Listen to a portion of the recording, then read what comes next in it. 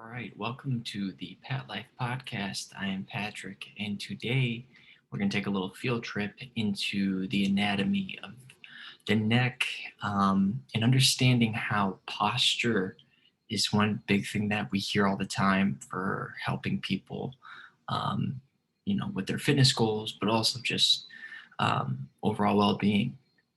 And I'm going to demonstrate and show how when we really understand what the importance of breathing and the breath is to posture and understanding what stimulus is, as we've talked before, come into our field and how we allow it to affect us, or we take ownership and know how to manage that stimulus, will have a direct impact on how we not only feel, but how we, um, you know, physically look and move. And I'll go into all that today. But I want to start off with talking about what a muscle has and how it moves, essentially, in a very simple way. So when you have a muscle, it's always every muscle is going to have what's called an origin and an insertion. So what does that mean? If I have an origin, it's where the tendon of the muscle that connects to a bone, it has to, so that tendon is a muscle connecting to a bone. That bone isn't what's in motion. It's the insertion point. So if I'm doing a bicep curl, the origin of, let's just say so it's called the bicep brachii, which means there's two muscles. You have your insertion, your origins up here in the humerus, and then you have the tendon of the bicep brachii that has to cross over the elbow. And that part right here is where the insertion is. So the origin isn't moving. So as I bring my elbow up, that's where you see the contraction of the muscle. Origin doesn't move, insertion does. But it's connected to two different bones. So is everyone following? One bone will be in motion, another bone will be stationary. It's not moving because it needs the contraction to occur. They can't both be moving at the same time. One has to be in motion, closing that angle, creating the contraction of the muscle. Now, why do I talk about this?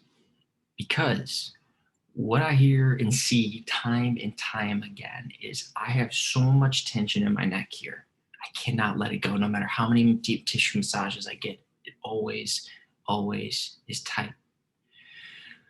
Okay. I'm not saying it's not. I know that sensation. Let's think about for a second what we're saying. Now, most people who say they have all this tension here, I see physically their anatomy, their structure. A lot of them have what you would consider or what you would call upper cross syndrome. As simple as this. This is upper cross syndrome. Is when you see the protruding of the neck forward, that slouching sensation. And we see a lot of people with that. So what is that saying? In the textbooks, it'll say that you have weak muscles here in the front of the neck, you have tight muscles here, you have tight pecs, and you have a weak traps, lower traps. So what it's saying is so you're tight here, tight in the pecs, weak here, weak here. So it's this cross that's happening, if that makes sense. So now I'm not saying it's wrong, but I have questions. If we're saying something feels tight, what does that mean? Something that's tight is restricted, okay? More often than not, someone's like, oh, this is super tight, means their range of motion is limited. So if my range of motion for my shoulder is, if I'm sitting, but if I go up overhead and I can only go this far before I start to do this, we would say, okay, that's tight. There's a restricted range of motion. But obviously depending on where specifically we're talking about. So if that's tight And in my neck, in my posterior chain, I'm in an elongated range of motion in my neck. Because remember, as I go forward, these are actually lengthening. They have to create more space to support that. Now, the question is, yes, they're tight. But to say that these aren't tight, even though I know no one's necessarily saying that, but let's talk about what's happening here. If I'm going forward, a lot of times what's also happening here? There's tension. It's restricting it. This is creating length. And as I clench here and I create tension here, which a lot of us are, and we'll talk about it all today. We create all this tension here, and I see it.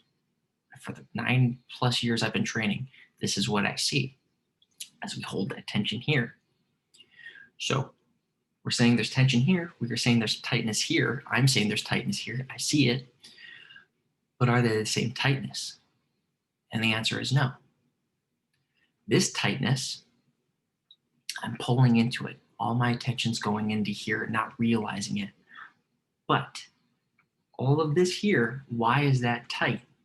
Well, if you think about a seesaw or a tug of war, if I'm pulling in this direction and we're getting more tensions moving everything this way, what does this side of the people have to do to bring it back to homeostasis? They have to pull harder. They have to create more pull to get you back into alignment.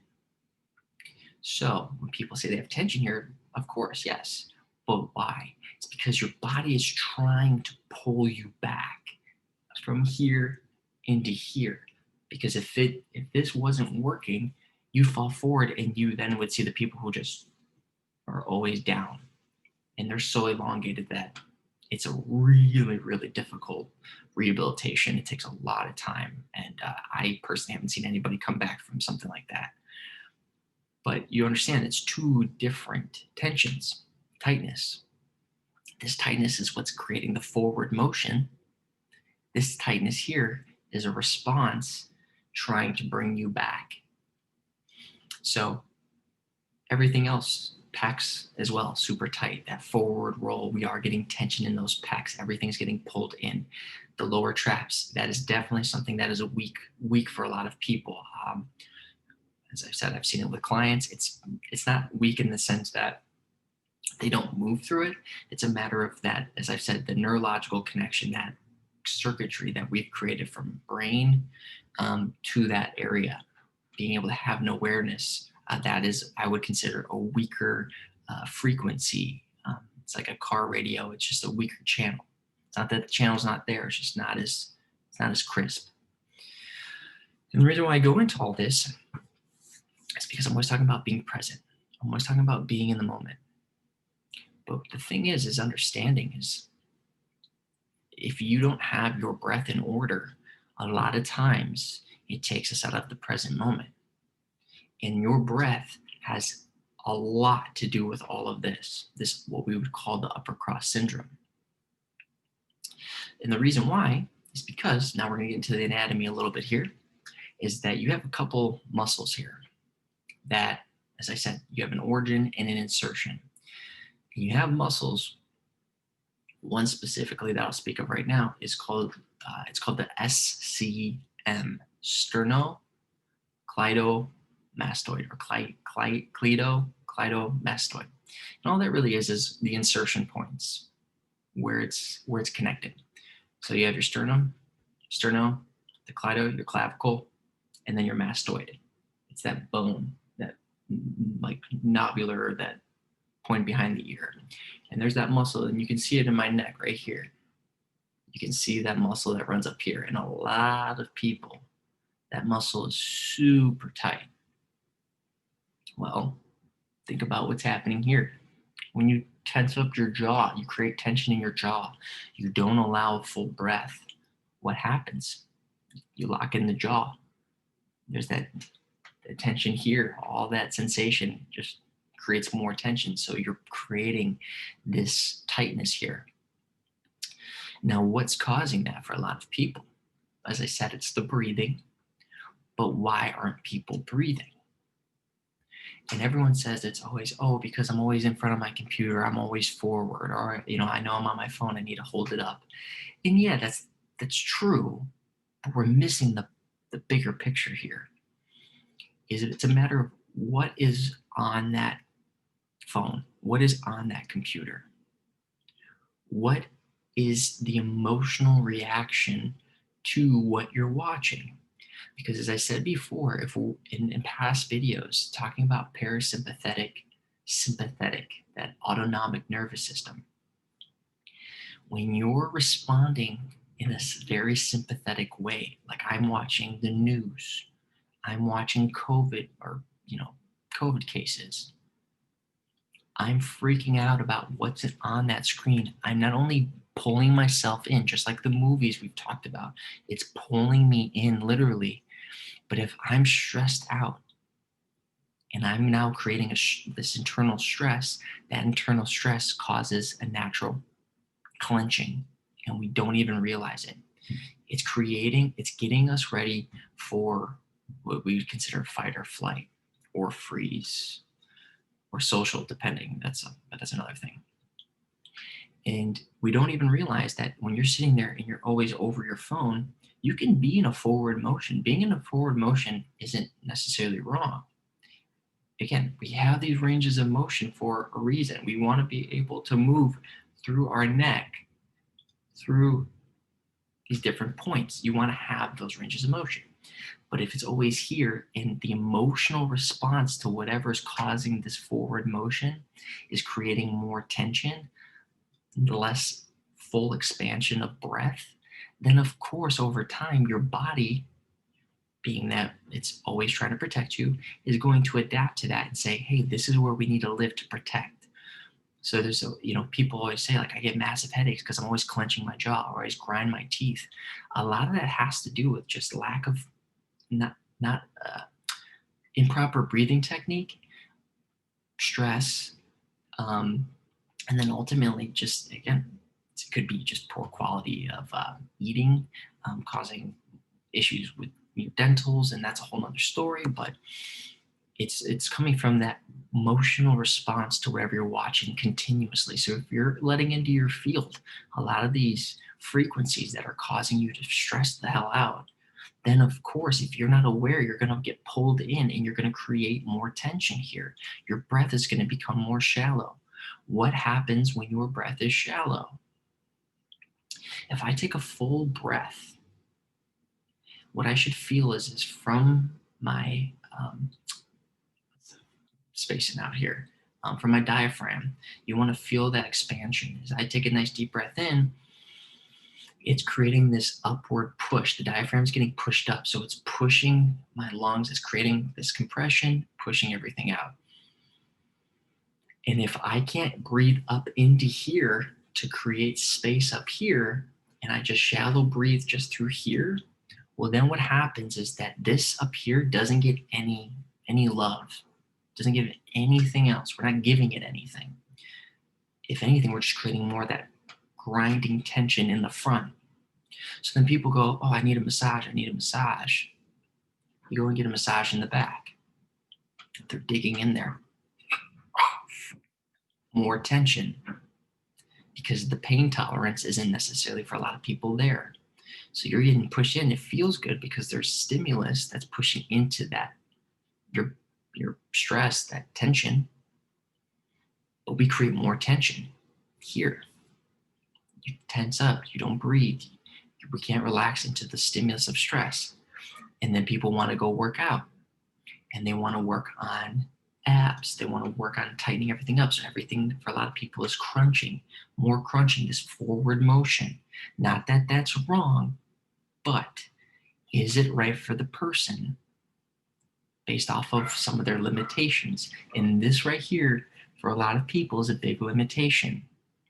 I know I'm getting deep into stuff. I know I'm jumping around, but I hope this makes sense. Let me just do a quick recap.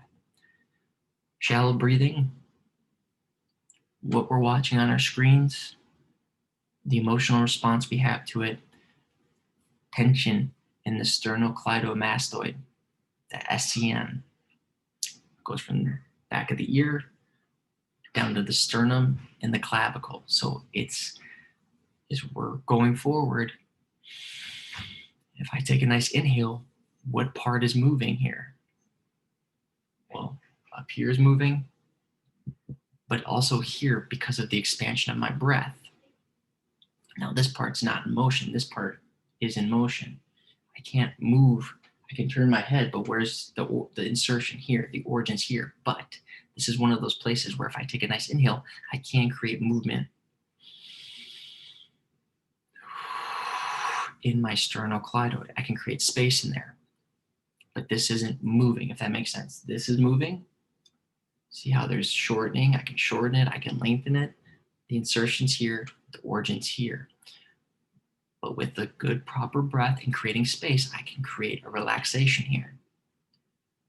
I know I'm jumping around, but I hope that makes sense. So when people are trying to figure out, okay, hey man, I'm holding all this tension here. One thing that I immediately do with all my clients is I go, let's create some length here and breathe into the tension.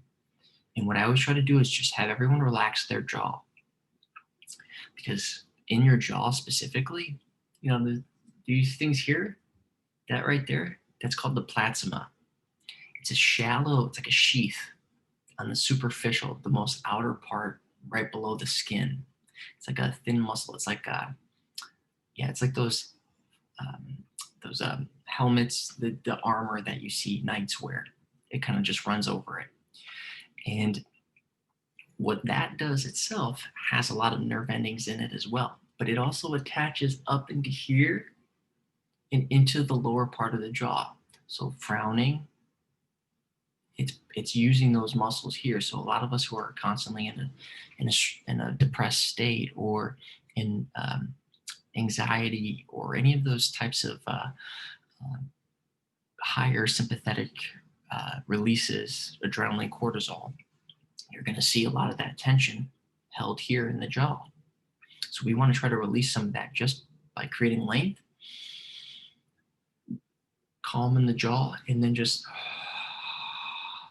opening the jaw up with this relaxing, not creating this. So you start to see how the breath really allows the space. That tension that's being held here is holding on for dear life because it's trying to protect you. It's like people on the edge of a boat holding a rope, trying to keep somebody from falling in. It's doing everything it can to pull you back. It's trying to protect you. But the fact is we need to use that breath, the expansion, create the space, the whole lung capacity that we are capable of in order to let it relax. Let that sympathetic response calm down. Let that parasympathetic, the more meditative response, come in. And we can allow that to come in. We can actually create the relaxation that we need here in order to move through it. And then ultimately in order to create the stability, the strength that we need. But it's going to be a matter of understanding that you have control over this. What do you allow into your field? Pay attention to when you're stressed, if you're not breathing or you're shallow breathing.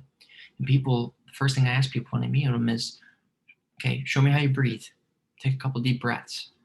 And that is so foreign to people because no one ever just asks them to breathe.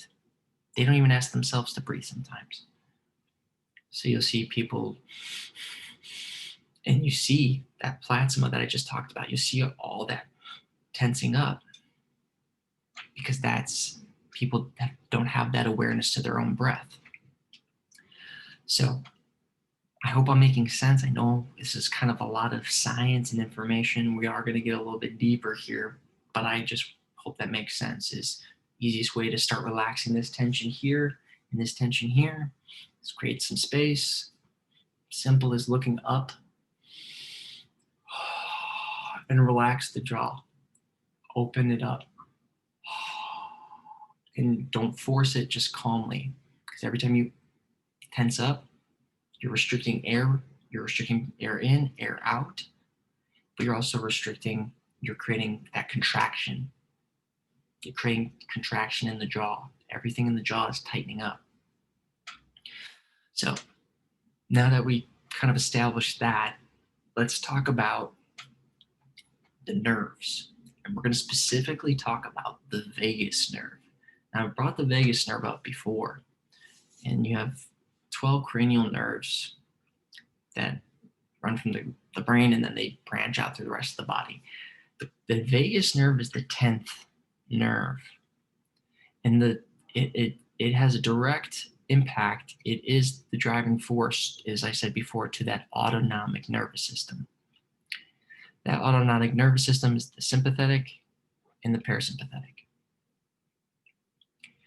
Understand that vagus nerve. Remember, I talked about the sternocleidomastoid, this SCM here? That nerve runs deep, posterior, so behind that SCM. It's right in line with it. You can look it up online. But that vagus nerve runs in there. So that vagus nerve has what we would call a vagal tone, basically allowing, if it's a strong tone, it allows you to be more parasympathetic. It allows your body to relax more. A higher tone. A lower tone is someone who's constantly in that sympathetic, stressful state. It's always tight. But think about, for some people, sciatica. What's happening with sciatica? You have muscles like this, and you have a nerve that runs right through it.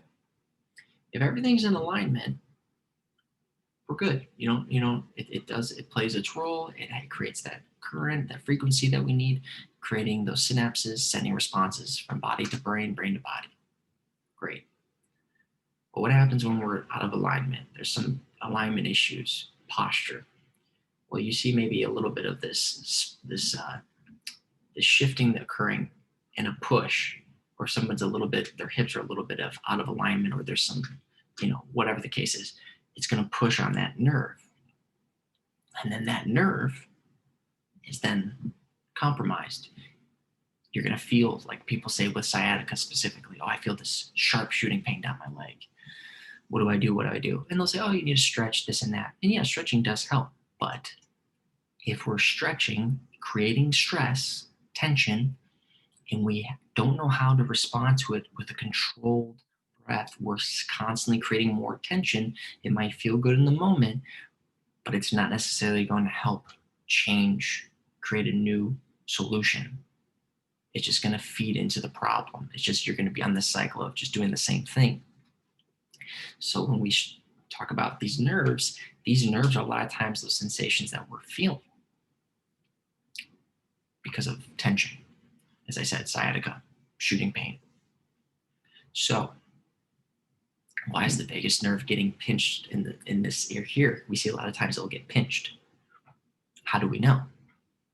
Well, that vagal nerve has everything to do with respiratory rate, heart rhythms, digestion, bowel movements, small intestines. It has so much impact on your digestive system, your respiratory system, your cardiovascular system. It has a lot happening within those places.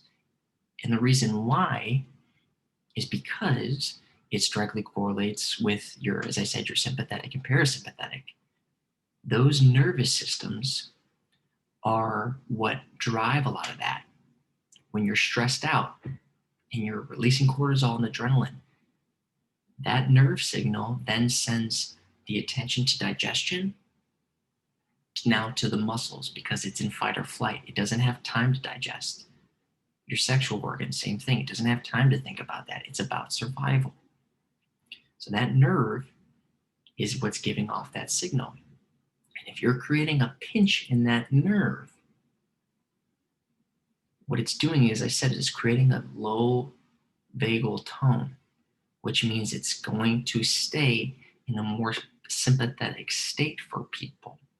So think about that. If people have, and as I've said before, poor immune responses, poor digestive system, GI issues, shallow breathing, so people are getting respiratory problems, ultimately, improper blood flow. You're seeing the plethora of compliment, con, you know what I'm trying to say, problems that start to arise. And what I'm always trying to do with clients is I want you to move. I want us to still exercise. I don't want us to spend an entire session just stretching, unless that's what you want. I want to move, but I need us to understand how to control the stresses, because if we start to fall back into a pattern of tightening up because of the stresses that we're taking on, then ultimately what's happening is we're feeding back into an old habit. So it's learning how to bring stress into the body, create that relaxation here, redirect, put our attention to the places that we need to, learning how to make that new highway connection or that channel of the radio nice and strong, to allow this one to just chill for a second. As we then see, it creates a lot of times the space here, not as much tension here, not as much conscious tension here. Opens up ranges of motion in people's shoulder, opens up ranges of motion in people's neck, which then leads to, for a lot of people, better sleep. You know, some people not grinding their teeth, not having an underbite. Some people, it's allowing even just more air to get into their nostrils. And I've seen this time and time again with people. Some of them smaller, wins compared to some people, drastic wins. But it's going to show you that just rubbing here and putting attention here is not necessarily going to always be the best solution. It might help in the moment, but I want to go into all this depth because I wanted to show you how, as I said in the beginning, it all comes from how we respond to electric stimulus. What are we allowing into our field? How do we process that? And then how do we respond to it? And if we don't know, we know what we're bringing into our field at this, for a lot of us at the superficial level. We don't know maybe the suggestive or the subliminal messaging or the programming. Fine. But then a lot of us don't even know how we process it. Or we know, but we're not sure why we process it that way. And then we respond and just, I'm responding because I'm angry. I'm responding because I'm livid. I'm responding this way because I want vengeance. I want revenge. I have hate. And what does that do? Pulls us closer to whatever we're watching that has our attention, what we're entertained by. And if we can't differentiate those emotions and step out of it and watch it from an observing mindset, we're here. And I said it in the beginning, I've seen this hundreds and hundreds of times. I've seen it with how people respond to exercise. I've seen how people respond to just conversations we've had about whatever we're talking about. I see it. I've built a business on this, and we talk about it and we work on allowing that to relax and seeing, hopefully today, how much more of an impact it has on the rest of the body.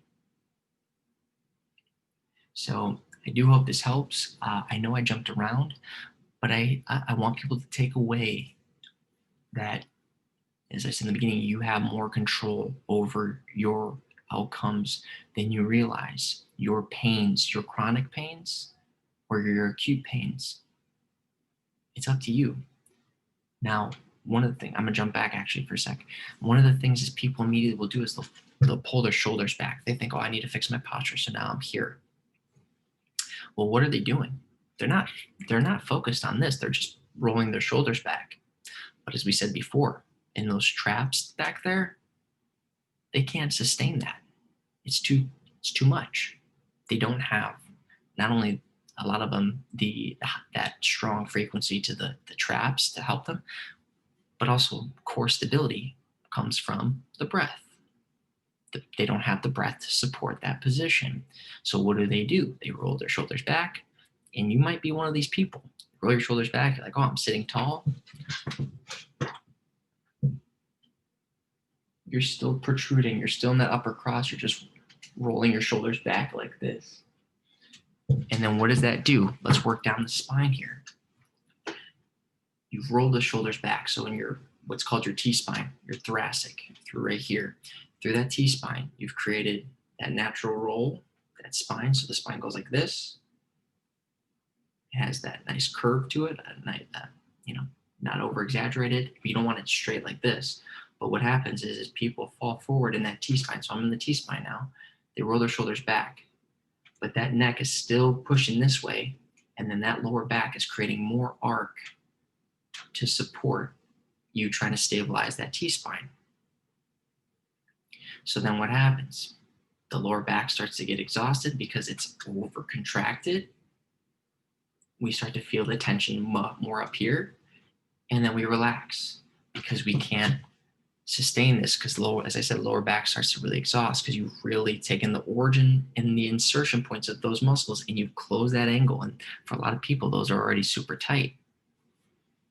So you see people go, oh, I can't do this. So then they fall back into this. And just that alone creates a stimulus of stress for people. They go, oh my gosh, I'm going to be stuck like this. This is the only comfortable spot for me. That's not true. Right now it is, but it's not your body hating you. It's not your body trying to hurt you. It is trying to protect you. You need to work with it. You need to look at yourself as a vessel that needs repairing, as a vessel that has hit the high waters for you, has gone through the mud and back, and it's only trying to protect you. It's just about, are you giving it proper maintenance? Are you giving life to it? Are you giving spirit to it? Breath. If you're not, then it's going to be a lot harder, but it's still going to do what it can to protect you. Even when people pull muscles or tear a muscle, as much as you might think your body is just trying to wear down on you, your body, you got it to an end range where it couldn't sustain, so it did what it could to protect you, and it snapped. As hard as that is to believe for some people, your body is going to always do what it can to protect you. End of story. And the thing is what do we bring in? What emotions? What foods? What drinks? What do we breathe in? Do we smoke? Do we drink? As I said, what thoughts? Are they always negative? Are they always condescending? Are they always despair driven? Are they always victim status? So all these things have an effect on the body. What happens when you see somebody who's confident? Genuine confidence, not insecure. You can tell the difference. They walk with this stoicism to them, this calmness, but they demand the room in a way that's like, I'm shining. And we've seen that. We've met people like that, and you go, I want to be around that person. What is it about that person? And it's those people who, when you talk to them, they're not constantly just talking off your ear. I can be that person, I admit, but it's somebody who's also just taking it in, and they're calm, and you just feel calm around them because you go, wow, this person doesn't seem fazed by anything. How are they so calm? Well, it could be many things, but it's ultimately, a lot of us want to get to that place. And when I've dealt with clients who have learned how to calm themselves under stresses, they feel more relaxed. They feel more in control of their body. They feel more controlled when they go out into their life dealing with the stresses of their work. Sometimes it's harder than others, but again, that's part of the journey. It's what the journey's about, but it's about making that forward progression. So when people say, dude, just breathe, take a minute to breathe, really think about what that's really doing and how much more of an impact that has on you than just, oh, okay, this person's telling me to breathe. Don't tell me to breathe. It's like, maybe, if someone's being respectful about it, take a minute to really think about that. And if you even yourself goes, dude, just take a breath, listen to yourself. Take ownership, allow that breath to come in, allow it to come out. Don't force it. Don't fight it. Just find whatever feels comfortable in the time being and then learn how to grow with it. I know I gave a lot of insight on the anatomy part, and I hope it makes sense. If anyone has any more questions, I'd be more than happy to talk one-on-one or do follow-ups if anyone's interested. Yeah, just keep breathing, keep living life, keep growing, you know, live it up. Awesome. Have a good rest of your day.